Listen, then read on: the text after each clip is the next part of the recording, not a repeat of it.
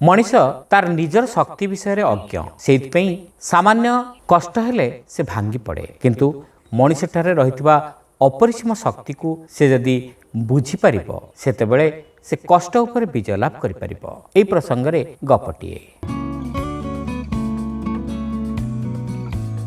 जड़े राजपुत्र एमिति गेल बसरिया होई बढ़िथिले जे शारीरिक कष्ट कौन जानि नथिले।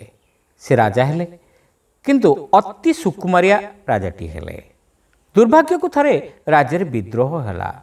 राजप्रासादर किछि भृत्य अति कष्टरे नुआ राजा को नहीं एक जंगल भितर छाड़ी दे आसिले एवं कहिले मणिमा एबे निजको बंचातु जीवन रे केबे कष्ट करि नथिबा राजा एबे जानिले मृत्यु निश्चित।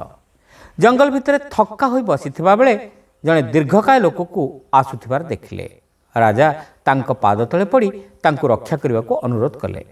आगंतुक जनक कहले महाराज भय करंतु नाही मु आपनको ठीक चिन्हि पारिछि। आमे बणुआ जाति चिरदिन राजांकर अनुगत किंतु ए स्थान सुरक्षित नुहे आमको अनेक बाट जीवाकु हेबो। राजा विकल दिसिले। आगंतुक कहले मणिमा भय करंतु नाही आपण मो कांधरे बसंतु मु आपनको नै जिबि। तापरे राजांको कांधरे बसाई से व्यक्ति आगको चलिले। केते जे बाट केते पहाड़ केते कांतार दिन जाक चलिला परे से माने जाई संध्यार अटकिले एवं राजांक सकाशे खाद्यर व्यवस्था से व्यक्ति कले। पुणी परदिन सकाळु यात्रा एमती बीतीगला केते दिन।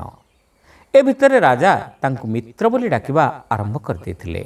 दिने संध्या परे राजा पचारले मित्र अनेक दिन होला आपण मो पई कष्ट कर चलीछंती आपनकर पादर छाल पड़ीगलानी कांधर मांसपेशी भी मो ओजन रे अवश होइजमणी आपण कष्ट सहउछंती केमती। से कहले मो बापा मते पिलादिने दुईटी कथा कहिथिले। प्रथम हला मनीषर शक्ति असीम द्वितीय हला कष्ट जदि तुमको विचलित करदेला तेबे ताहा तुम आत्मा उपरे कष्ट नामक राक्षसर विजय। तुमे एमिति क्षमता देखाओ जेमिति कष्ट तुमठारे कष्ट पाइबो।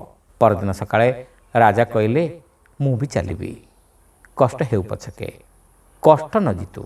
श्रोता बंधु कथाटी आपण मानकु केमिति लागिला कमेंट करी निश्चित जणाइबे। आपण माने जदि चैनल रे नुआ तेबे सब्सक्राइब करबा को भूलिबे नाही। रहिलु नमस्कार।